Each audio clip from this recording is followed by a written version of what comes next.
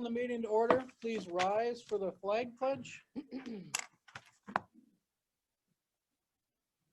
pledge allegiance to the flag of the United States of America and to the republic for which it stands, one nation, under God, indivisible, with liberty and justice for all.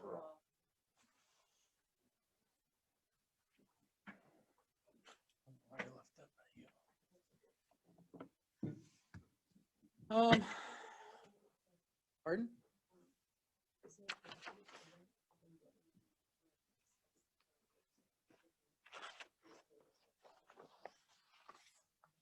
Okay.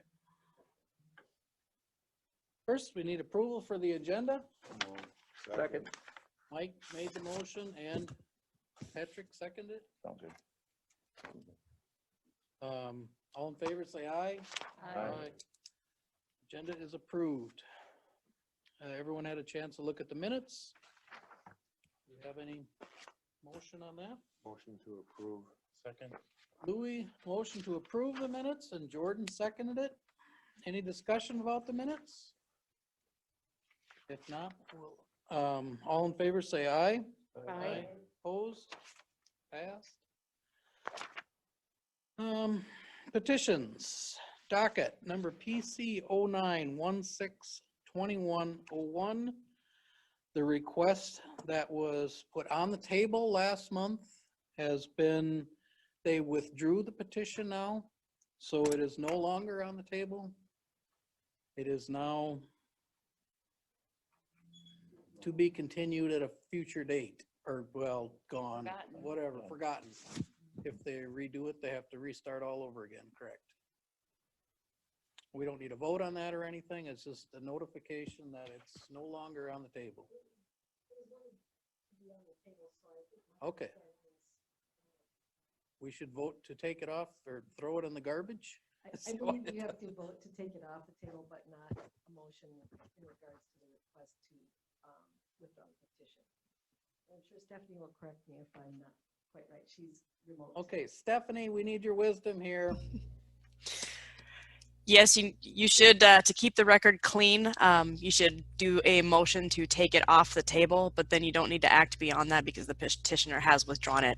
It's just to make sure that the minutes and the record is clear. Since you tabled something last month, you want to make sure that it's addressed after that. Thank you. I'll make that motion. Second. Mike makes the motion and Patrick seconds to take the petition off the table. Any discussion? If not, all in favor, say aye. Aye. Opposed? It passed. Okay, docket PC 10-21-2101. Well, yeah. Beth Bolstead in regarding placement of a dwelling within the Agriculture Resource Conservation District on less than 40 acres and in the Shoreland District overlay and for excessive slopes between 18 and 25%.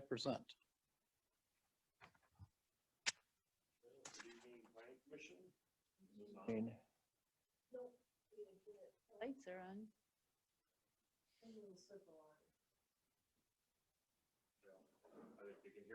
It's on top. I don't think so. No, not because on. Tom Morning will- Arlie won't be able to.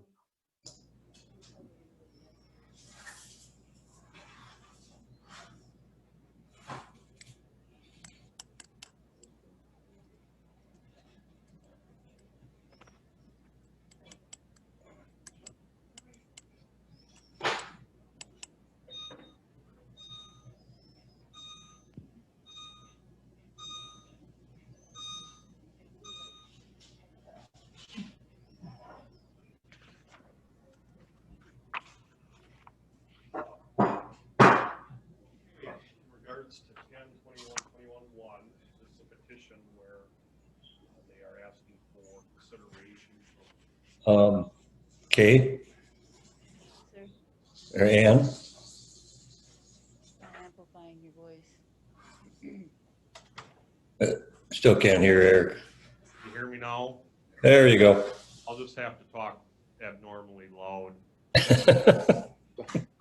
Okay, This is a petition in which they're asking to build on a parcel that's less than 40. The parcel ID that's identified in the report is approximately 21 acres. Also, the building site is within 300 feet of the dry run, which is also a designated public waters body. So the new dwelling within the shoreland overlay district is also applicable. And also the segment that they've chose to build on is on a slope containing 18 to 25%. The sections of the ordinance are referenced below and also in the staff report and also in the findings. Next slide. Couple of the site plans. One, they're both in your packet. Shows that the property is currently used for recreational purposes and for essentially hobby agricultural purposes, gardens, vineyard, that type of use. It also has a cottage in which they use for recreation purposes. To the north and to the west, northwest of the cottage, you can see they propose to build a new house and a so, okay. The stream with a blue dotted line is showing roughly what they consider the designated public water body. The site plan to the right, the black and white one, is the applicant's proposal showing the configuration and the orientation layout of where the new house, new garage, septic, well. They do plan on using just the existing driveway that serves the property, so no new cut would be done to County Road 13 for access purposes. Next slide. Couple of pictures. This is standing below the building site. You can see the driveway that's existing kind of to the left, and straight in that little meadow area is where the new house and shed would be located. Picture to the right is showing the wooded dry bed stream, which is again considered public waters according to the DNR DNR shoreland scheme. Next slide. Two more pictures. This is showing a little bit closer up on the existing driveway that's coming off of County Road 13. And the picture on the right is basically a more panoramic view showing the existing cottage, the driveway, and kind of the nature of the property. You can see it's flanked on both sides of steep bluffs in that valley setting. Can you put the arrow marker on the picture on the right where the house is proposed? Yeah. I saw the cottage. Okay, if we want to go back to that one picture and the previous slide.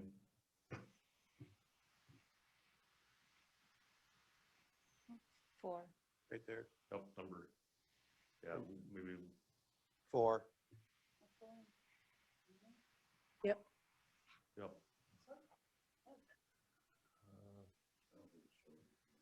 You can see the cottage on Yeah, the so, right side. yeah, can you show me where on the one on the right where the house would sit? Yeah, on the one on the right, you can see the driveway. I guess it's not in that in the view, but it'd be to the right of that existing driveway. There's some other exhibits that are coming up that show those locations. So, okay, we can go to slide number 5.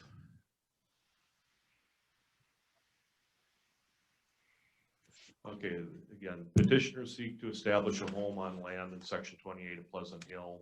The proposed site and soil is not conducive for intensive agricultural uses. The existing parcel is 21 acres. Should be noted also in the staff report that the applicants own, I believe, 3 or 4 parcels, and the total accumulation acres is over 100 acres between the, I believe, the 4 parcels, but we're just focusing in on this parcel number that has just this acreage. Applicants have worked with planning staff to identify those natural feature areas of concern. There's floodplain, shoreland, steep slopes, there's bluff areas. There was also archaeological high probability areas, which we reviewed to make sure, that wouldn't be necessary to do a phase 1. There's notations and a summary in your staff report on that. Meets prime soils or lack of building on prime soils, and there would be no setbacks within 1,000 feet of any feedlot sizes of considerable location or size. Next slide. Township acknowledgement form was received. They indicated that the petitioners met with Pleasant Hill during their August meeting, and no comments were selected by the township. No written comments have been received from the neighbors during the noticing of this. We did receive, or we did send a packet to the DNR area hydrologist, Lucas Youngsma, and he reviewed it and commented that he had no additional input and spoke favorably of the materials in the report and the work that the Planning Commission does. So next slide.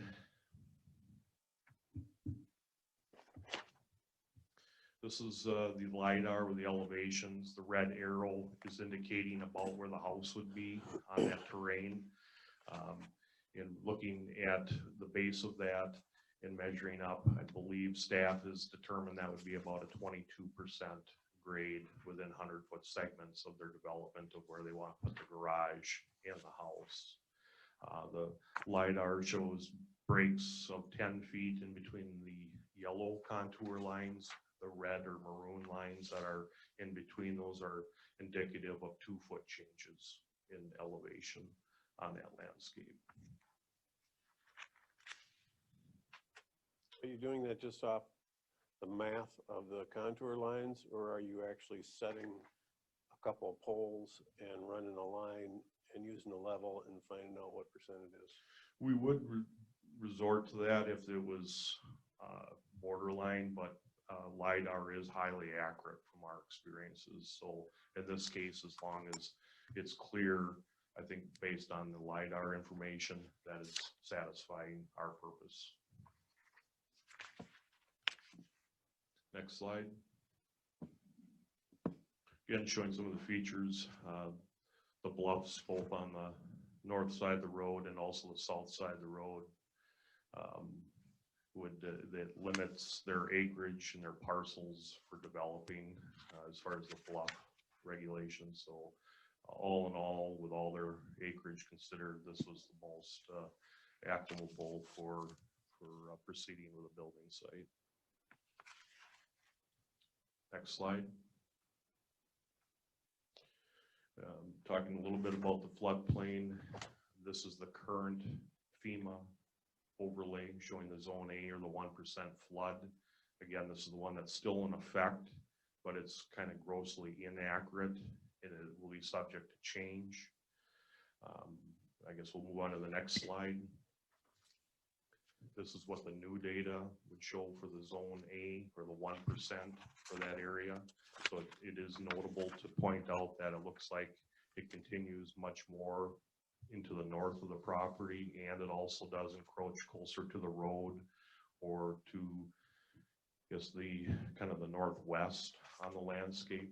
So, you know, it looks like it's been narrowed up more in the southeast portion. So there is some distinguishable changes with what the floodplain has been modeled to look like for that area. So we want to make sure it meets both sets, I guess, moving forward at this point. The floodplain is not the brown area. Yes, it is.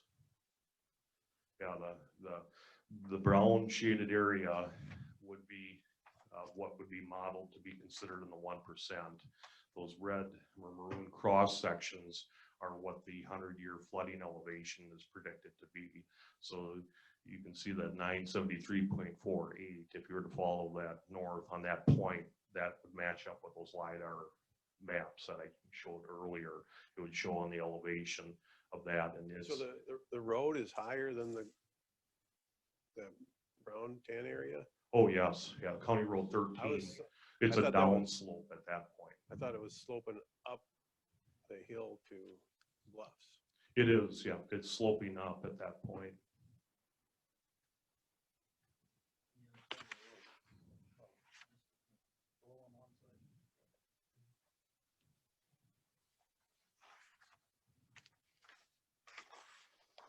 Okay, well, yep, I guess next slide.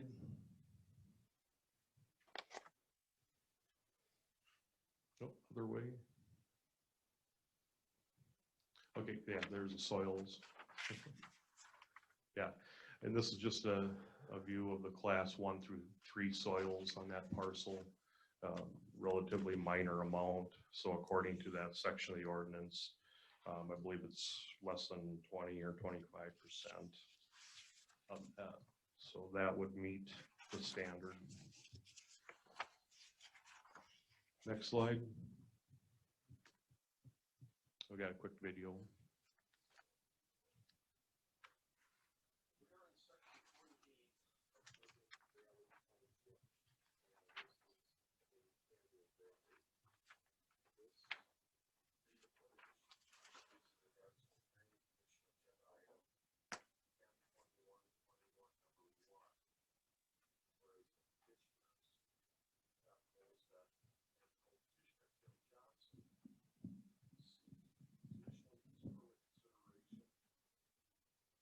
Three factors that are associated with this building site.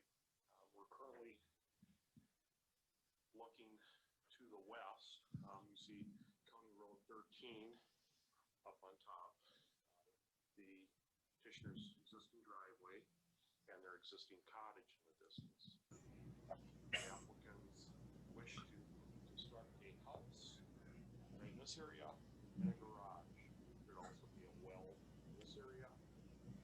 Proposed new septic in this area. The three requests are that this existing parcel number 10-000-2820 is 20.89 acres approximately.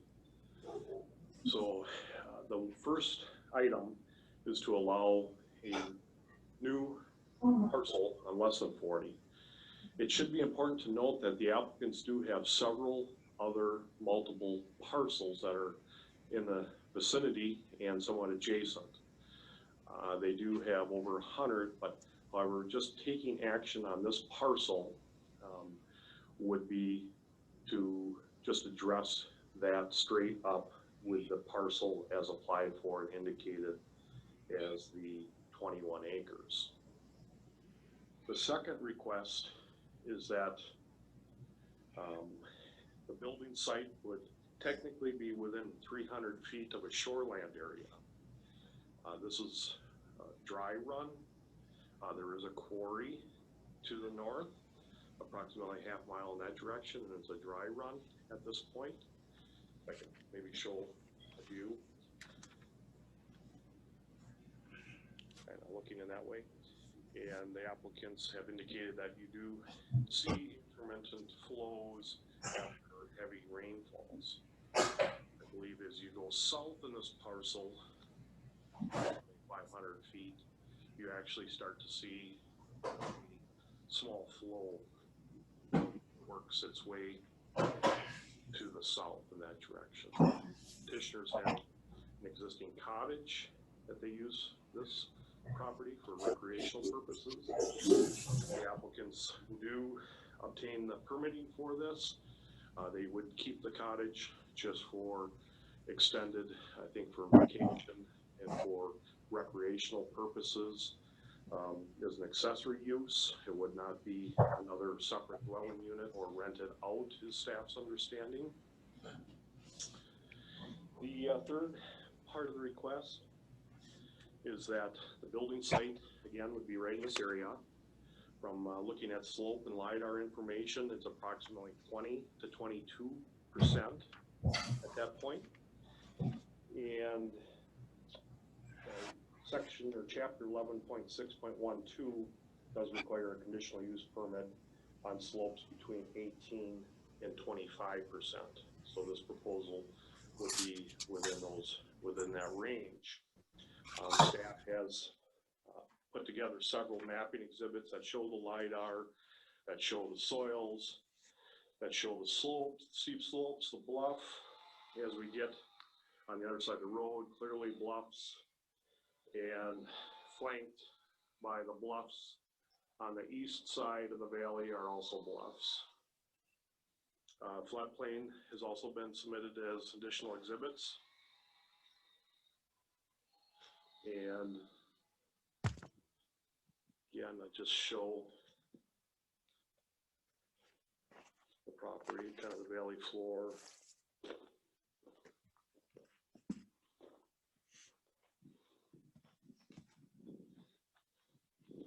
Fairly level up to this point, where then there's a gentle slope. And much steeper as you get deeper into that parcel, and showing the existing driveway, which again is then connected to County Road 13. That should include the video footage for.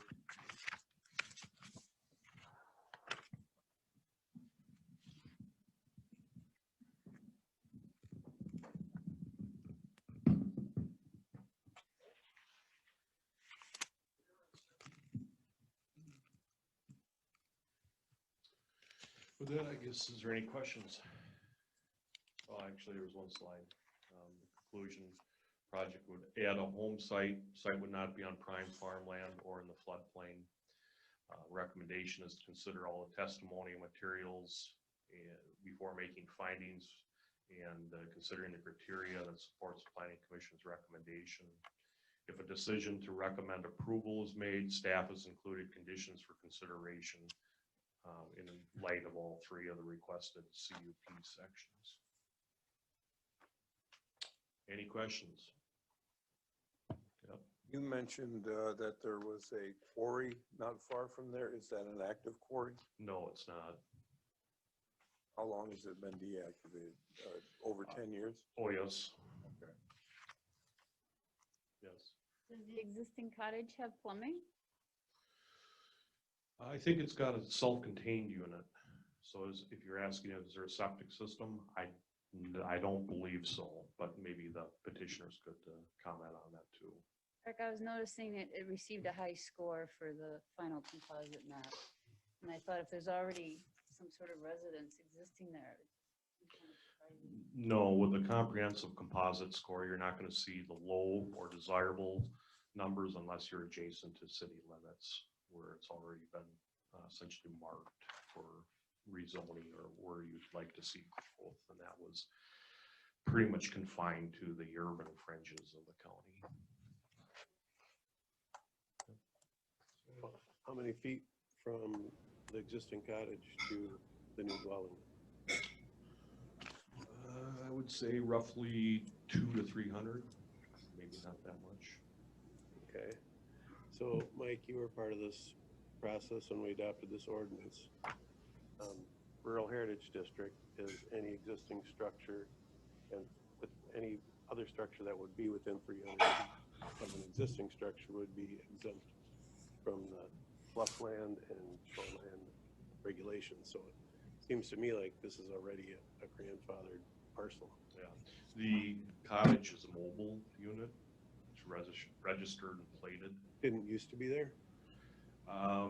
You know, Was it there in 2012 when the ordinance was adopted? I think I'd have to see when they purchased the property, but it's more of a temporary structure. Yeah, but we permit any double wide trailer as a dwelling within the county. That's how we treat them. We won't let you pull in a double wide trailer and say, that's mobile, no That's problem. true, but the RVs and like mobile ones they that are what they are. in campgrounds are completely different. Well, I don't have any structure. problem trying to go through the process with them and try to help them through this, but I feel it's already part of the Rural Heritage District. Any other questions? Yep. Just a question here. What's for a well? What's the, in that type of area, a depth if they would have to?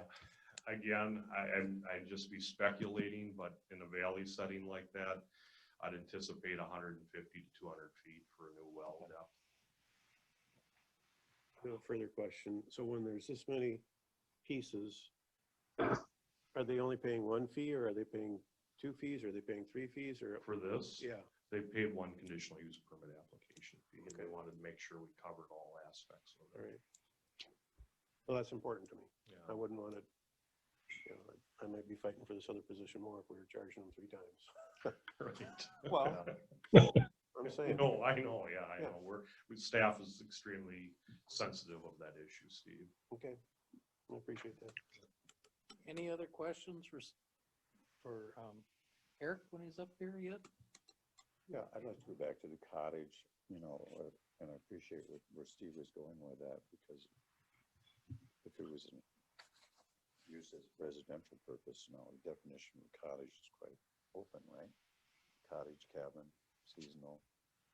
What I'm looking at is there is no well on the site this time, right? No, I believe they propose a new well with their project. So it might answer a little bit about the seasonalness and the recreational part of the cottage, as we're calling it.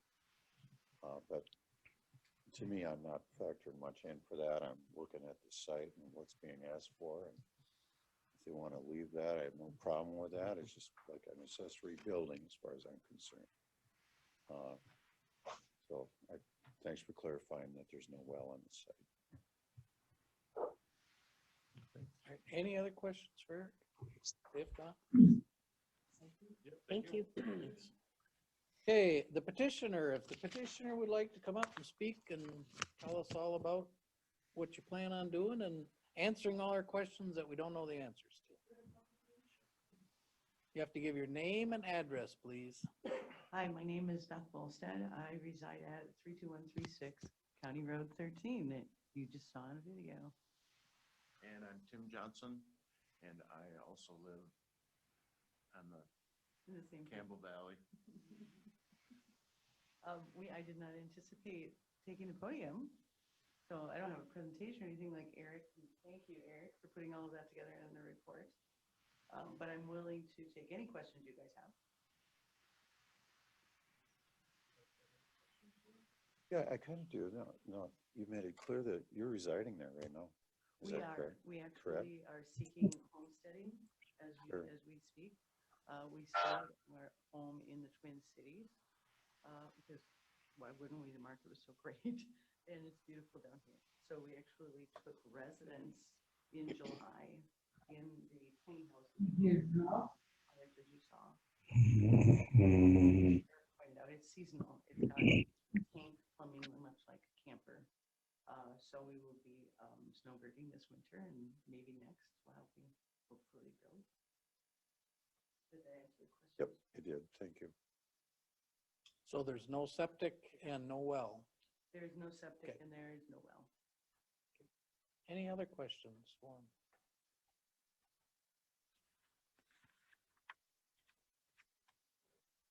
You're not gonna build because it's so steep, you're not gonna build one of them in-ground houses, are you? That's what I thought of when it was that steep. I'm like, yeah, because that would be a perfect spot, I guess. I don't know if it points the right direction or not. Okay. Just a question for you for the well. Have you had a lot of discussion with your driller as far as the complications of drilling that in that area, or the We did bedrock? talk to one well driller, and he thought it would be at least 120 feet, and he's worked on wells in the area. He thought it shouldn't be any major problem. Okay, drilling a okay, well. okay, But he said, yeah, at least 120, all right, probably deeper. all right. Thank you. Well, Anybody else have any questions for him? Okay, thank you. thank you. All right, now we need a motion to open the public hearing. Mike moves to Second. open the public hearing, and Second. Louis seconded it. All in favor of opening the public hearing, say aye. Opposed? It passed. The public hearing is now open. So, if anyone wishes to speak for or against a petition, please step forward, state your name and address, and what you'd like to say. And same online, if there's anyone online that would like to speak up, please unmute yourself and let us know what you're thinking.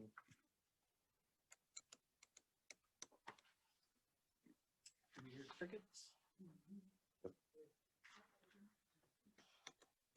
If anyone, for the second time, If anyone wishes to speak for or against the petition, please step forward, state your name and address, and what you would like to say. Oh, what's Arlie drinking there? Tea. Apple juice, tea, okay, we're good. Chair, I believe there's only one gentleman that's online who shook his head after you asked the second time, so I don't think he's planning to speak at this time. Okay, I will speak. there we go. Okay. Ray Faber, 36517 Blue Stem Drive, Houston. I have property within half a mile of this property. And I don't want to speak against the proposal, but I am a little concerned about building on a steep slope very near the beginning of Campbell Creek. I'm also a bit reluctant about the idea of drilling a well here because my well is 324 feet and I live about 200 feet elevation from this site. So my well will be close to this well if it comes in at 150 feet. So we're really concerned about nitrate pollution in these wells. And so I think the design of that well would be critically important. But as I say, I don't want to speak in general against the proposal, but there's a number of things to consider here. Thank you. Thank you. Okay, for the third and final time, is there anyone here or online that was willing to speak for or against the petition or have any concerns that should be brought forth this time? Question. In light of what this gentleman has said about nitrate, has that been not an issue, but researched with the county there, where things stand with that? But The point of order would be that should be our discussion after the public hearing is closed. okay. Public. Anyone? Okay, I already did it 3 times and no one else has spoken. I'll move to the public hearing. Second, May I speak to that nitrate? I know of a property nearby that was measured at 28 parts per million. Others in the area circulate around 10. So nitrate in this area is significant. Thank you. Thanks for the opportunity. There's a motion by Steve and a second by Mike to close the public hearing. All in favor of closing the public hearing, say aye. Aye. Opposed? Passed. Okay. Now it's time for discussion. Thanks for pointing that out, Steve. I was just concerned with the gentleman had mentioned. From presentation here, is that a concern, a potential concern, or looking at the depths? I'm just kind of an overlay of that. You know, any thoughts on that from? Mr. Chairman, this is Arlie. Go ahead, Arlie.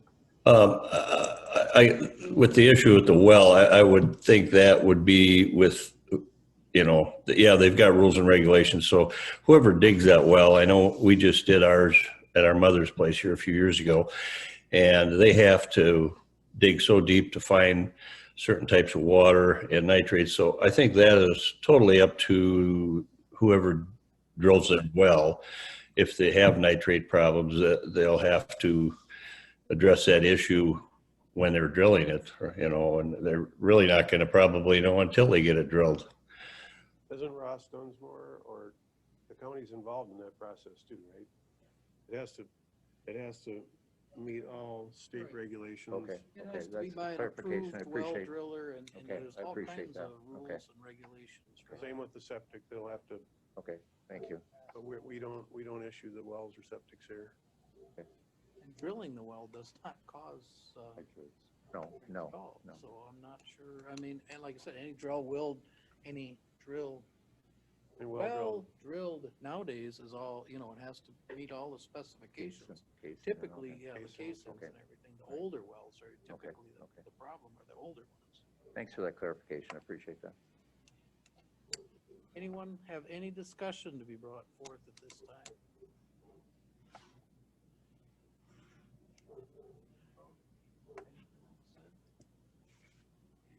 It seems like a great use of a kind of a unfarmed piece of property. I mean, Wasteland. yeah, if you wanna call it.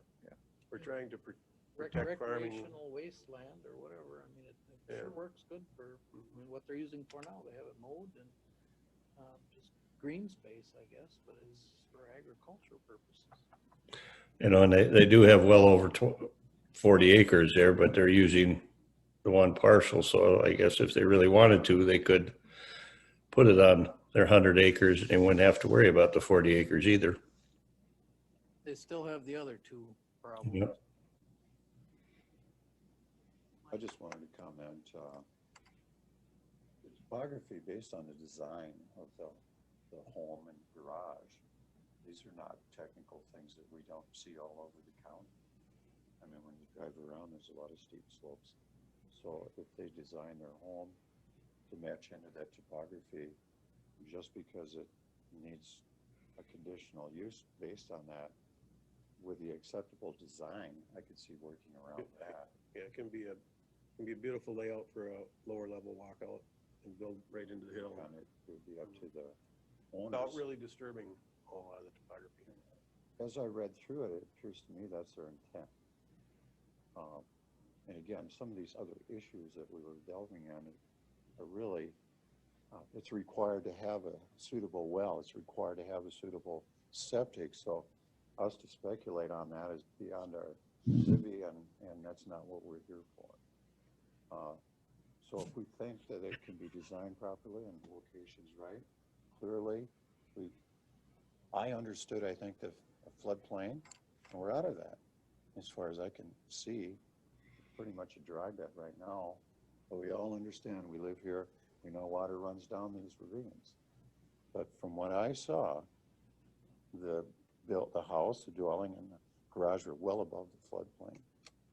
And the septic as well, which shoots underneath the driveway as it exists now. So if the site is acceptable to meet all the standards, I don't have a lot of concerns about it.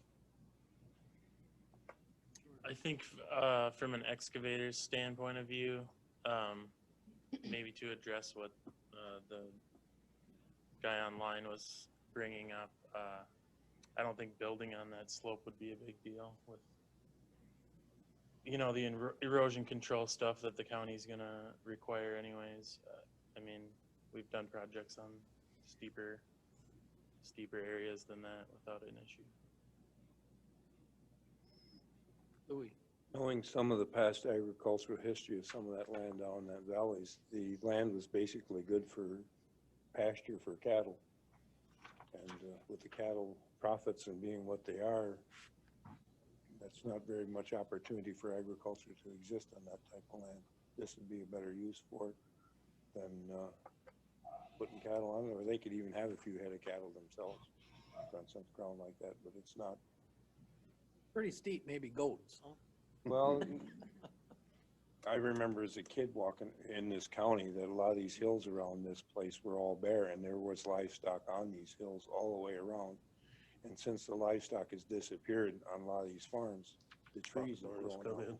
The trees have grown up, and of course, this is, yeah, but the next problem will become is that if we remember our history up here in the upper Midwest, that the fires that they had in upper Wisconsin, if we get some dry summers like they have in California, and they have happened here before, we could have some forest fires of our own in this part of the state in the future. Mr. Chair, I'd like to move that we adopt the findings of fact as prepared by staff and recommend the application for approval with the conditions prepared by staff. Second that. Lynn the second. Kelly made the motion and Lynn seconded to accept all the findings of fact and the conditions as put in the agenda or in the petition. Any discussion? Yeah, I'll just maybe add, easy to support it, and I'll reiterate what I've said previously. This is not just an asset to them, this is an asset to all of us, because we're again broadening our tax base in the county, and it'll generate property taxes, and we'll all be better off for it. So easy for me to support it. Any other discussion? If not, there's a motion, a second to accept it all. All in favor, say aye. Aye. Arlie? Yep. Okay, just checking there, making sure. I was muted. Oh, okay. Anybody against it, say nay. And the motion passed. Okay, you pass this hurdle. Next step is on to the county board, which is, remember what date that would be approximately? November 9th.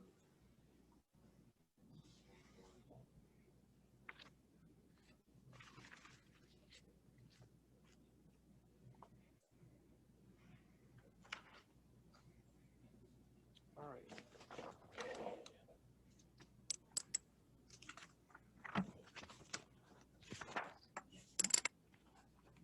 Board of Adjustment, there was no Board of Adjustment meeting today. County Board, Steve, what can you tell us about the county board? We did, I think we approved the Joan Growth dwelling on less than, or Joanne Growth on less than 40 acres, and William and Carol Ebert, was it? Ebert on less than 40 acres. So that's what the county board did with Planning Commission's last recommendations. I know we don't really have a spot for future agenda items, but I think you and I have, at this board, we've had the discussion a number of times that it takes staff time to go through this prime soils exemption. And I feel like Planning Commission maybe has to initiate, that should apply to tillable farm ground.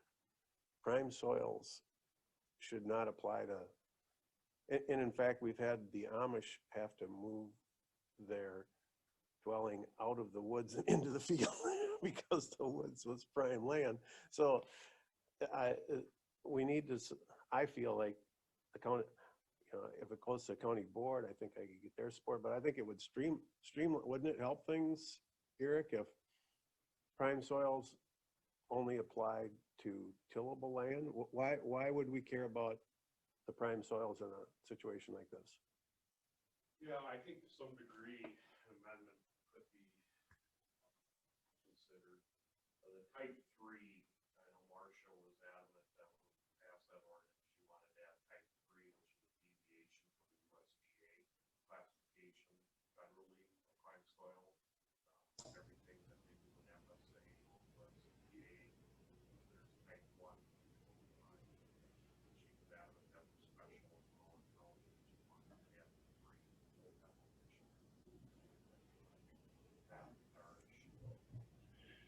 Upper situation on that ratio. And we can't hear anybody. Harley's can't hear you. There you go. But couldn't we make the distinguishing factor is that it's not that it's prime soils, it's that we're taking prime soils out of agricultural production. That's what we're trying to avoid. That's the intent of it, right? Yeah. So couldn't we say if it's not being tilled or hasn't been tilled, that it's exempt from the prime soil? Because we're looking at a lot of times, well, it's got to be, what is it, 40%? Yeah, it's tough to regulate from maybe a owner's perspective or management, because then you're going to have to consider, what's in CRP or what's been set idle, just necessarily because it hasn't been cultivated doesn't necessarily mean it's not prime neither. So you're always going to get caught in that quandary, I would say. You know, you could have some very good lands that haven't been cultivated, and you wouldn't want to necessarily give away all that regulation to build on when that's some good farmland too. You know, so we juggled with this when we were trying to come up with those standards 10 years ago. But I mean, many of our applications come through like this one, and there's not a intent to farm any of it, but we're spending busy work government time on trying to sort out variances from prime soils and what's the need? I mean, the intent is to protect the farmland. Do a review like this, it's 100-point review that we do with these applications. We're going to comment on the soils. In this case, it's not a variance. It's not an issue. I mean, it meets the standard. We just put that information out there as part of our. Well, and you do very well. I mean, sometimes I'd say creatively meet this 40%, and I appreciate that. But there's still times that it becomes prohibitive because it's in there. And yeah. If I could make a comment, Mr. Chair, on it too, and obviously 10 years ago when we did our comprehensive plan updating, in the spirit of things, the type 3 soil was designed to not interfere with prime agriculture. Now on this site, we got type 3 soil, but we also have too steep. How's that prime soil? Yeah. Excuse me. Mm-hmm. It doesn't make any sense. It's in the woods or what? And, and this planning commission has dealt with this before, and I'll say it, in fact, I'm redundant about it. I'm sorry, we got a 5-acre site, and we got 1.2 acres of prime type 2 soil. Most people's gardens are bigger than that. Mm-hmm. So what is the issue? And I think it jams the system, and I do think an amendment of some type is in order so that we can quantify this in a better way, because Commissioner Ward's intent was not to be messing with these little tiny patches, but yet not be going on a 160-acre square field and planting a house right in the middle of it, okay? I think that was her intent, not to disrupt prime agricultural land, yet we find ourselves on these mini sites talking about type 3 soil, and there's no practical way of it being used for agricultural purposes. Mm-hmm. I mean, like this one, it just frustrates me that we need a conditional use because of the slope, and we're talking about type 3 soil. Yeah, yeah. Excuse me? It seems like it seems like there should be a fairly simple way to refine this. And I don't have an answer. I think it would take some brainstorming to make this more efficient, because every rural housing project shouldn't have to deal with type 3 soil. And the fact that I've got 5 acres and there's 100 square feet of type 3 soil. Yeah. Who cares? Yeah, if it's these small non-farm parcels, which people are being, fairly creative, which you need to do in a topography like we have here in Winona County. To me, this sure seemed like a good fit tonight. Well, Mr. Chair, if I could, on a CUP, we don't have to meet every single one of the findings. So if there is a problem with the type 3 soil, we can still approve it. So why should we need to change our whole process if we can still recommend for approval, even though it doesn't It meet the requires a prime? variance then, right?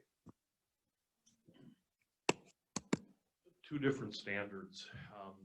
The 40% is prime soils and the location or footprint of the structures. If they do not meet that, it is a variance. But the conditional use permitting, there's a couple of considerations that talk about cultivation, tillage, and soils.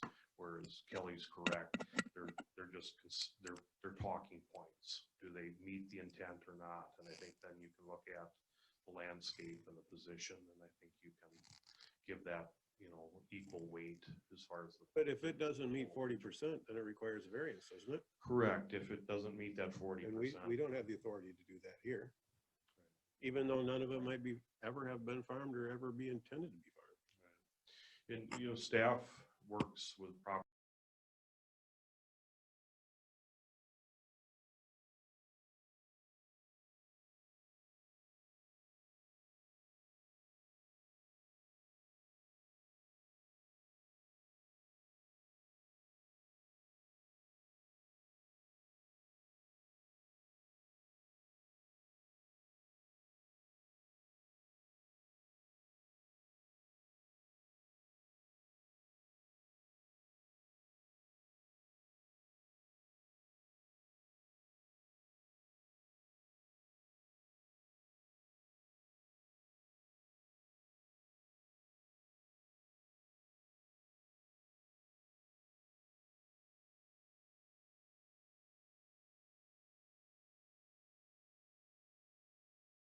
can do here.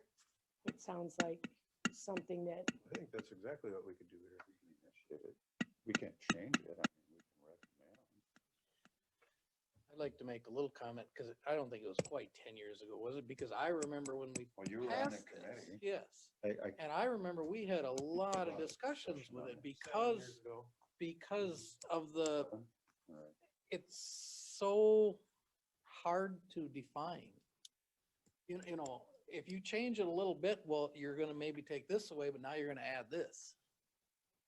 And I remember we spent more than a couple days on this, and it was, I think we came to, I mean, I think they're working with it as well as they can. I still don't know a better way of wording it, or, well, I think it could be improved because, as Derek was saying, people have a good idea and a good vision where they want to build a site. Because of some technical problems over what I consider not major, they have to change their site plan. They have to look and how to integrate land they didn't want to buy into this, rough land, this and that, to conform. So I think we're making, in the spirit of things too hard that we got to play games that way to avoid the variance and this and that, because of the way this type 3 soil thing came through. And I think, Mark, you'll agree with me, the intent of that wasn't to be so technical on these no, applications. it wasn't, it was And for farmland. I want to make this a little more streamlined and reasonable. I'm not saying that we don't need additional uses and variances. How can we streamline it so it isn't so technical? But you and I both agree, the intent is to protect farmland. Right. If it's these rough, small, odd-shaped parcels, it's not to protect the prime soils, it's to protect the farmland. Right. Just because there's prime soil on here doesn't mean that, I mean, we're doing the opposite of streamlining it. We're making the petitioner have to go through extra hoops. We're making the Board of Adjustment have to go through extra hoops. The taxpayers paying for all the per diems and all the mileage for these different meetings. It's gumming up part of the process that would be quite simple, I think. I don't think it would be that difficult to define what farmland is. Mr. Chair, you talk about existing farmland, but do we really not think about the future and potential farmland and land that hasn't been farmed that can be farmed? I'm kind of new to this whole process, but it just sounds like if we streamline it, then we're losing our awareness, and that at some point this needs to be identified to be able to make a knowledgeable decision. So the majority of the hillsides in this county are probably prime soil because they've had trees dropping leaves and nitrogen and decay. And we're not going to allow farming on, stripping them trees off them hills and till them up. That's not what you would do with that property. But I'm sure it's all prime soil by the classifications. Patrick. Well, can I add some? No, Patrick first. For county staff, do you spend a lot of time on this? I mean, in light of what your workload is, I'm imagining, is this something that you feel if you can speak to that, if you want to or could, in inordinate amount of time. You know, I look at what Steve has said here and, you know, are there bigger issues? You know, if you could address that in some fashion, or at least shed some light on it for us. Well, I guess going back when we looked at a zoning ordinance, we did a major overhaul on how we're going to review and permit new building sites. That was the emphasis. There was heightened bluff regulations, more emphasis on where houses were gonna go. And the county made a decision that every building site now less than 40 acres is gonna go through this public review process. Has that added an extraordinary amount of time and effort and staff? Yes, it has.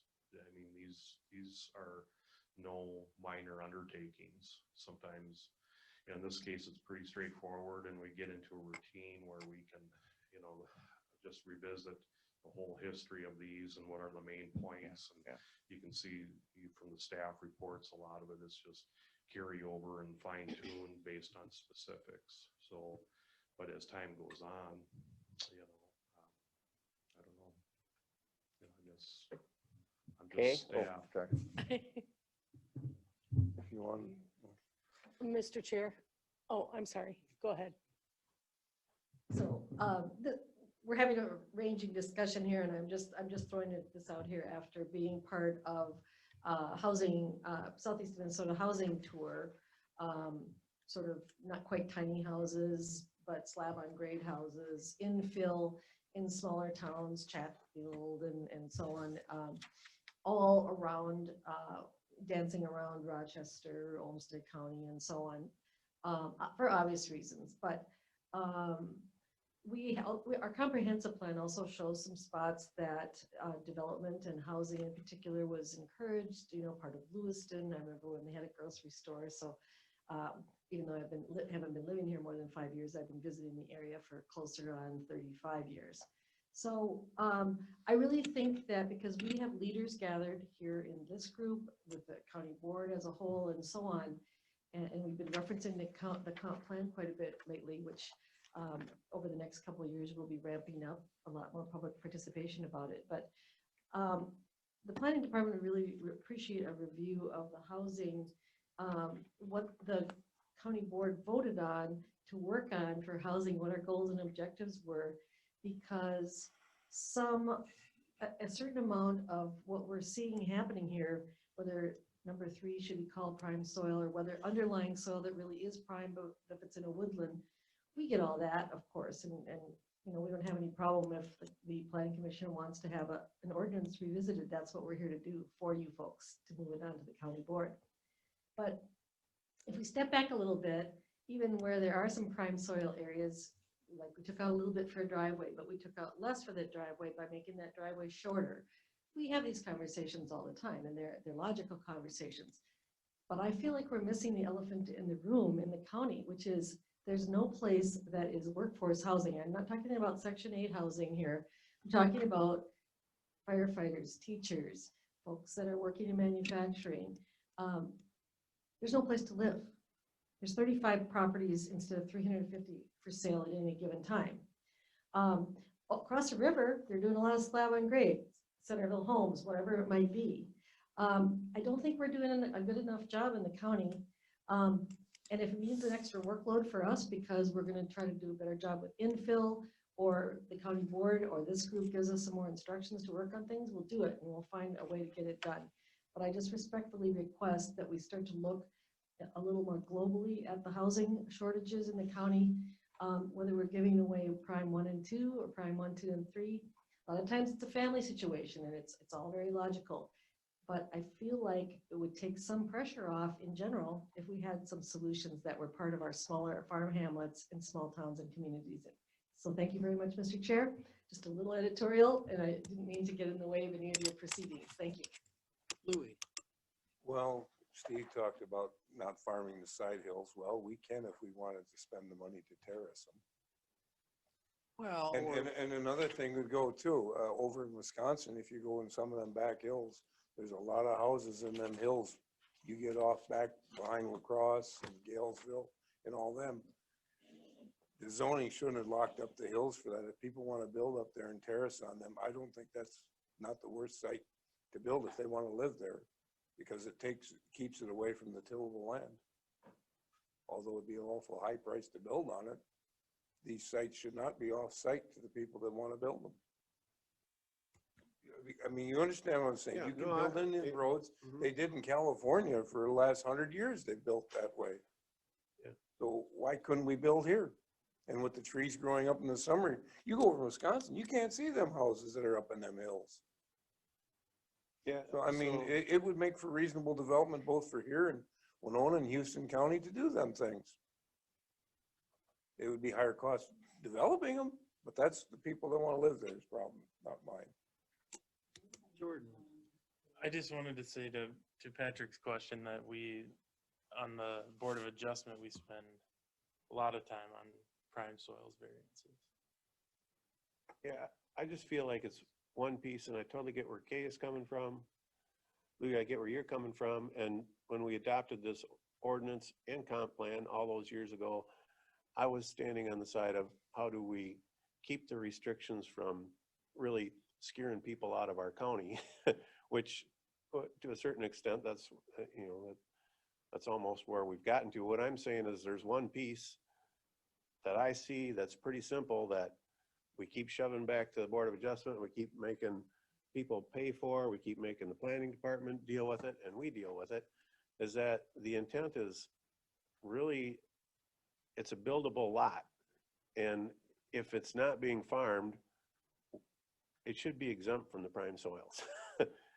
It seems pretty streamlined and pretty simple, but we're making a lot of busy work out of identifying all the prime soils and then making that part non-buildable. It's farmable land, not prime soils land, because we got prime soils all over the place. Well, I'm not even sure this is all that relevant now that I think about it, but I'll say it anyway. We're talking about preserving farmland, and that's certainly a main thrust of the comprehensive plan as well as the ordinances, but there are other things to consider that the comp plan and the ordinance values highly, and those things that are listed are lumber and the beauty of the bluffs and et cetera, et cetera, et cetera. So if we're going to look at, you know, looking at prime soils the way we do now, then we ought to also just see how does that affect all these other priorities that the comp plan identifies, I guess, or does it? Maybe it doesn't, I don't know, but you know, it's just one piece of a bunch of stuff. So if we change one piece, how does it affect the other stuff, is what I'm saying. That's all. So my argument for this one piece is that if it's one piece that continues to gum up an otherwise relatively streamlined process, it becomes dysfunctional, and it would be worthwhile taking that one piece out, because we've made other ordinance amendments previously for other reasons. And maybe it would, you know. So, I mean, where you're going is that we might as well just preemptively go into the comp plan early and revamp the ordinance. And I would take an opposite approach. I would say, let's give it an extra 5 years longer. It's been fairly recent. I would not support redredging the entire comp plan prematurely, or even last time, I don't know if we went 15 or 20 years. That's fine with me. Well, that's not what I was suggesting. So I'm suggesting this one piece that I feel continues to come back and causes a lot of time for everyone. Lynn, did you have anything? Okay, Mike. I was just gonna say in the comp plan, and we shared that particular we did have in the comp plan that if we needed to tweak it, it's there. We don't have to wait 10 years. If we're running into obstacles or if life changes and it doesn't apply anymore, you can tweak it annually or some unit of time. But when I review, every time we meet for a house, it's always this type 3 soil thing. Last month, both sites that we authorized or recommended to build on, we dealt with this. And both of them, as the staff said, well, based on it, it's less than 40%. So the way to get around that, you could have 10 acres and maybe you're 60% type 3 soils. That's a problem. You got to go to the Board of Adjustments. Well, why don't I just buy 20 more or 10 more acres of bluffland? Or No. farmland. Well, yeah, now I'm under that, so I'm playing games here. Yeah. Do you understand where I'm coming with this? So we can defeat this technical We're part. figuring out, everyone's figuring out ways around the problem. And I don't think that's the intent. So I don't have a solution tonight, but I'm with Steve that it should be looked at if we can tweak it to streamline this. Because when people come here, they have a mission. And if they have a nice site plan and it's not extraordinarily out of line and we grant it, look at the process here, and now it's November 9th. And after you get that authorization, I don't know, but construction doesn't work very good around here around December.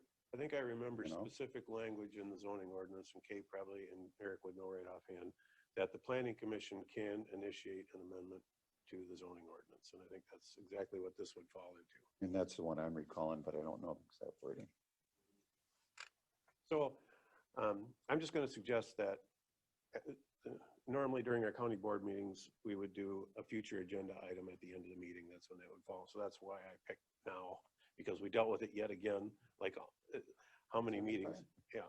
So I would like to see if the planning commission, as like a general consensus, would like to see that come to a future meeting for us to review on how we could streamline that. Kay, would you like to speak? Sure. I just was going to say, of course, staff is at the group's disposal if the group votes accordingly. We've run through lots of zoning ordinance amendments in the last 5 years when something was either antiquated or it wasn't serving the needs of all the decision makers. We've also done working sessions for this group as well as for the county board for comparing ordinances of this type with other surrounding counties that may have similar topography or similar soils. So we can do a working session on things and look at what those tweaks might look like. That's up to you folks to tell us, and we'll take care of it for you and get that information. Thank you. Okay, Stephanie, are you still there? I am. So does this require a motion, a second to vote, or just a show of hands, or? Having a future agenda item of a working session would be, I would suggest doing a motion and a vote on that. I would caution you against using the words initiating regarding a ordinance amendment, because that'll start triggering our timelines. So what you want to do is schedule that working session so that we can talk through details. I'll make a motion that we schedule a working session to look at this. Second. There's a motion and a second to Schedule a working schedule a session. working session to look at To examine, this. to examine the type 3 soil issue. Prime soils, type 3 soils. And I understand there's other discussions about housing needs and comp plan, and I'm not opening all that can of worms on this one particular issue, as you stated. Can I support Steve on that? I think this needs some well thought out. We don't want to do a knee-jerk thing and be trying to untangle it, but we can compare with other counties. I think that'd be very helpful. But it keeps coming up, and it's a work session. We'll hash it out. But I think it's a hindrance, and I'm in favor of this resolution only to work on this issue. Mr. Chair, I would like to know, however, if we want to avoid unintended consequences. Okay, that's all I'm saying. I'd like to know if there are consequences, what they might be in making this change. I think Isn't that's that part of the important. work session? I think that would be part of, That's what I'm suggesting. Except for the unintended consequences, because then you don't find out for 6 months until something comes up that no one thought of. Right, that's why we want to examine. Okay, any other Possible. discussion on this? All right, now we have a motion and a second. Stephanie, you got that written down? Yes, I do. Can you read it back, please? It is let me grab my paper here. Motion to schedule a working session to examine the type 3 soils and potential ordinance amendment. Yes, and I understand it takes time tonight and it'll take time at this future meeting, but I feel like over the long run, with the amount of time it's taken from, it'll save time in the big picture and be a better service to the community. So, Any other discussion? If not, there's a motion, a second. All in favor, say aye. Aye. Opposed? Harley's muted. Harley, Thumbs up, Uh, Charlie. thumbs up? Aye. There Yep. we go. Thank you. Okay, motion passed. I would like to comment on Lynn, just what you talked about, possibly future agricultural things. When I look at this parcel that they have there, without doing any leveling or anything else, they can certainly grow, they could have a small vineyard, they could have an apple orchard, they could raise, fruit trees. There's all kinds of things that you could turn that into a nice little farmstead and have a lot of things growing there, and then it would be tillable land because you're still in growing- concert with the house we're So approving. it gets identified at some point, we're just not gonna be requiring it for the CUP. Cause that's what I was talking about too, just the awareness of what you can do with that land. We don't want it to just be. Put a dwelling there and they'll look a lot more at what they can do with the, prohibit the dwelling because of prime soils or something. So, Anything else to be brought forth at this meeting? Move to adjourn. Motion to adjourn, and Louis seconded it. Louis second. Kelly made the motion and Louis seconded. All in favor, say aye. Aye. Meeting is adjourned. Thank you.